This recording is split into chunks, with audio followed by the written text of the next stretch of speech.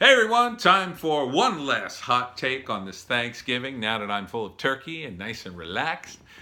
My favorite part about Thanksgiving, before I get into it, is the post turkey eating where I make a turkey sandwich later. You know, I had the meal, which is great, don't get me wrong, it's a lot of food, and we're Italian, so obviously we had raviolis as well, but later, for leftovers, I like to have a little turkey sandwich that night. I just finished my turkey sandwich. Delicious. Little Joan, my dog, is fast asleep after giving her some turkey. You think tryptophan affects you? She is out like a light, the poor little thing. She's having her little doggy dreams. Okay, so what am I talking about? I'm talking about the recent Trump meme. For those of you who didn't see it, Trump, he's always on Twitter, and he retweeted a picture of him. Well, it was a picture of Rocky Balboa with his head superimposed. Somebody photoshopped his head on Rocky Balboa's body from Rocky 4 because it's also the anniversary. I forget, back in '85, do the math. Back in '85 was when Rocky, beat Dolph Lundgren in the big fight in Rocky 4. And Dolph was the Russian, and he was he was Rocky. And people just love Rocky. Italians love Rocky, of course. And, so somebody superimposed Trump's head on Rocky's body. It was funny. And I saw the tweet, too, because I follow Trump's Twitter account and Donald Trump Jr.'s and a few others because I'm trying to promote Wokistan, a novel, link in the description, and that's a great place for it because, people who are sick of the social justice warriors and all the PC nonsense, well, they tend to be Trump fans, so I tend to promote to them. It's hard to promote to liberals because the ones that would be, I think, into a book like Wokistan, which satirizes left-leaning politics, the ones that are into it, I don't think they're aware of a lot of the more extreme leftist politics that are going on. I've talked to a few of them, and they're just completely, they're older. They tend to be older, and they're not necessarily all over the internet, and they didn't see all these videos and things that are happening on college campuses.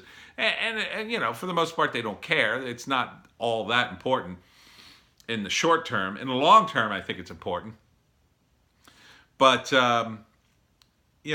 these sort of snowflake college kids, it's funny that they're up in arms about Trump's stupid meme, and he didn't make it. He just retweeted it because it's just a funky picture. It's just amusing to see Trump's head on Rocky Balboa's body because, Trump is constantly attacked in the media, so that's the thing. And he just signed the bill into law that denounces what's going on with the Hong Kong protesters. Well, it denounces China for their behavior against the Hong Kong protesters. And that is, I got to support that. I do, because the Hong Kong protesters, although I don't want to see us go to war with China over Hong Kong, I'm glad that our country is, stating officially that we are against what the Chinese might do. I hope it will deter the Chinese government from pulling another Tiananmen Square. That would be horrific. I wouldn't want to see that. No one wants to see that. And really, I think it's in the Chinese government's best interest to work out a better deal with the Hong Kong people. I think overall, they would be in better shape economically if they adopted a model that was closer to the model of Hong Kong. The problem is, of course, they're communist and they want to hold on to their sort of centralizing power. But at some point, they're going to understand that there's a reason Western nations run them over economically, even though they're spending money like crazy in the developing world trying to, get involved in as many things as possible. It still doesn't matter because at the end of the day, they're centralized economically, which means there's only a few people making the decisions, and it's too complicated a system for them to be able to account for every variable. So eventually they make mistakes, boom, and they lose a ton of money. China, for those of you who don't know, built entire cities that are sitting empty and just rotting because that's what happens when you're a centralized government. You say, well, you know where we should have a city? We should have a city here. Here's a place on the map. It's totally empty. Let's build a city there. Oh, that's a good idea, sir. And they go ahead and pour money into this project. And it doesn't work because why? Because that's not the way cities happen. Cities develop over a long period of time because, you know, the location is really good. It usually, for, you know, the biggest cities in the world, where are they? They're near waterways where people can have a port and trade.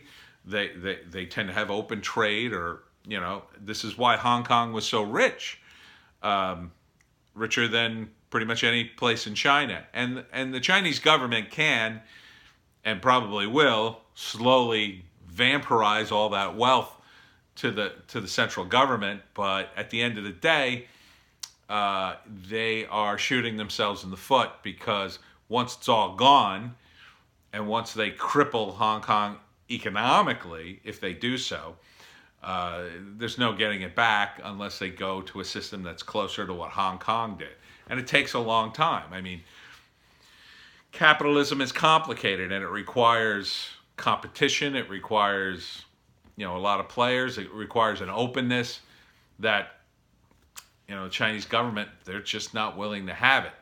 It also plays into what Trump is doing to China. He's pressuring them. He's pressuring them further by, you know, they've got the deal with the Hong Kong protesters. They're torturing the Uyghurs, the Chinese Muslims. Boy, they're just, what's happening to them is just terrible. And the Uyghurs are fighting back as much as they can. It's, you know, they're going up against an unstoppable force. But you know, and China is a paper tiger because it's a communist system. It's incredibly corrupt. You know, all the power lies in the bureaucracy. It doesn't lie in the private industry. And that means the private industry portion of it's very weak and can collapse at any time. And when it collapses, you know, you're going to have a bunch of angry middle-class people with no jobs going, what the hell happened? We were making all this money. Why aren't we making money anymore? And they're not going to fall in line. When people's money, you know, when they're used to a certain level of comfort and money, and then that suddenly goes away, yeah, people get pretty pissed off. So the reason I mentioned the whole Chinese thing is because the Chinese protesters are now holding pictures of Trump as Rocky Balboa in this meme. And the reason they're doing that is because Rocky beat the Russian, right? This was during the Cold War, during the Soviet Union.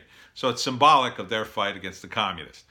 And you've got, unfortunately, the media in this country who are just so anti-Trump, like everything he does has to be bad. So they're working night and day to somehow spin this as a bad thing for Trump, rather than just what they should do is just ignore it. It's just a meme. It doesn't mean anything. It's just a funny meme on the internet.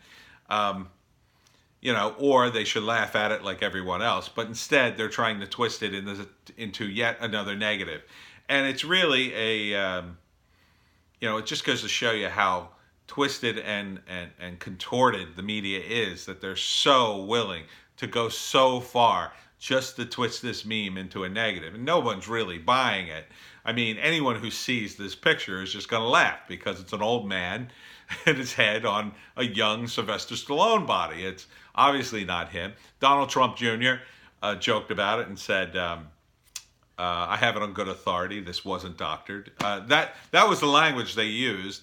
I believe it was Newsweek and a couple other places. You know, they talked about no, it wasn't Newsweek. I forget that. It was another one. But they referred to the meme as a doctored photo, you know, implying that it was like Trump trying to pass himself off as you know, having the body of Rocky Balboa. I mean, no one thinks like a guy in his 70s looks like that with his shirt off. I mean, no one does that. If you saw picture, or you're seeing it on my cover here of the video. I mean, it's just not credible. I mean, it's just ridiculous. So, you have, unfortunately, a lot of people who have gone to college, and a lot of them are also, the progeny of these helicopter parents. They cannot stand to be wrong. And when they're made fun of, or people are laughing, and they're not part of the joke, they feel insecure about that. And that's why they're lashing out at this. The Trump supporters, they loved it, of course, because they like to see Trump as strong and virile, and this is just a totally over-the-top version of that. But people who hate Trump can't stand that. And they're so poisoned against him that they feel the need to speak out. I have that same problem in the comments of a lot of my comics. If I touch upon something that sometimes I do some posts about Trump being a shit poster, as they call it, or a troll or whatever. I just did one recently, and the reaction is just instantly vicious. It's just like, oh, you're terrible comics and blah blah blah. Which, look, you don't have to like my comics. I don't care, but you have to wonder about people who would take time out of their day to insult a total stranger on the internet when he's posting comics for free. I mean, you don't have to read the comics. They're free. They're just on the internet. They're not, being pushed in front of your face. I have no ability to do that. So you could just ignore me.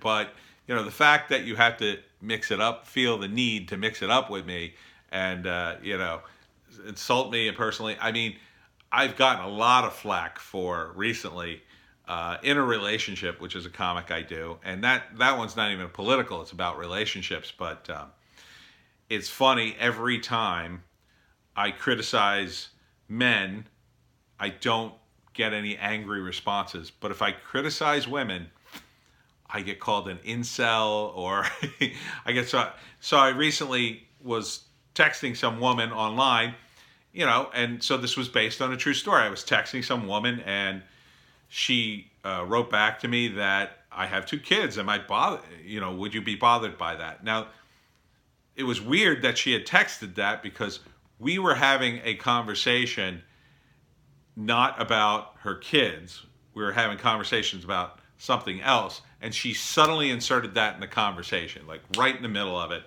totally changing the subject, ignoring my previous response. Are you bothered by kids? And I just thought, well, that's weird. And I said, no, they're your kids. Why would I be bothered by what's your responsibility? And I got no response after that. So I guess she felt I was insulting her or whatever, but I wasn't trying to insult her. I was just trying to say, yeah, like, I don't even know you, lady. I mean, this was the first time I talked to her. We had a few exchanges, and we were having a conversation, and she just suddenly had to, like, make sure I was okay with kids before we can go any further. Like, I wasn't even sure I wanted to date this woman or even continue the conversation, much less, have a relationship with her. I mean, that to me is like way downstream. I mean, I guess I understand she has kids. I mean, I understood that. It was in her bio, but it just seemed odd. So I put that kind of scene in a comic, and, responses I got, man, were just like angry. I'm just like, this is what happens sometimes online. You talk to people, and they have weird reactions to things. So whatever. But it's weird that people had such a strong reaction to this Trump meme, and that's all it was. I mean, just like my comic, that's all it was just a comic. It was just a moment in time put out there. It's not meant to hurt anybody. It's meant to spark a discussion. But people on the internet are so intent on scoring points. They got to score some points. And the easiest way to score points, knock you down. It's like, everybody on the internet is trying to stand up, and everybody else is like running around trying to kick your knees out before you get to your feet, so they can go, ha, knock you down first. I think if people were And look, I kind of understand that mentality. When I was younger, I was like that too.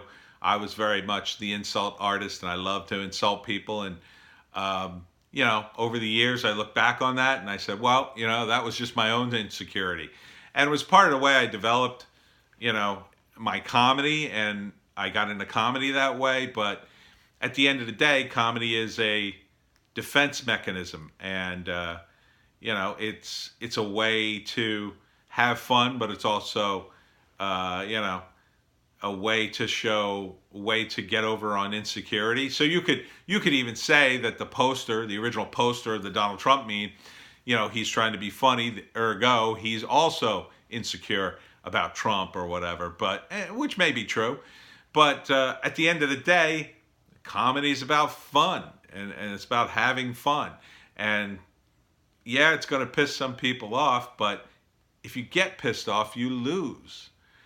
And that's what's so sad about the people on the left now. They used to be the ones that did all the comedy, and now they're the ones getting pissed off. Used to be, back in the 70s, it was all about pissing off the squares. And it would be all these Christian right people who just couldn't give up their stuffy ways. And now it's the total opposite. You got these leftists who are just so high and mighty. They feel they need to announce how virtuous and wonderful they are on the internet. I mean, there was a guy who just put his New York Times article about why he won't be celebrating Thanksgiving this holiday. Who cares? Who cares what you celebrate? You really needed to write an entire opinion column about what you're not doing this year? It's just sad. Anyhow, I am thankful still for comedy, because comedy continues to live, even though it's weird that it's living on the right side of politics these days. Very weird for me, being a guy who was always on the left back in the day, but that's where comedy is, and where comedy lives, that's where I go. So I can be there as a libertarian and sort of just skirt that sort of right side a little bit. But I welcome the left side. Please come back to comedy. Please laugh again. Trump's just tweeting tweets. At the end of the day, you may hate him. You may think he's a jerk, but he is at heart an entertainer, and sometimes he's really funny. Give him a laugh. All right, that's it. I got to post this. Have a good Thanksgiving. See you next time.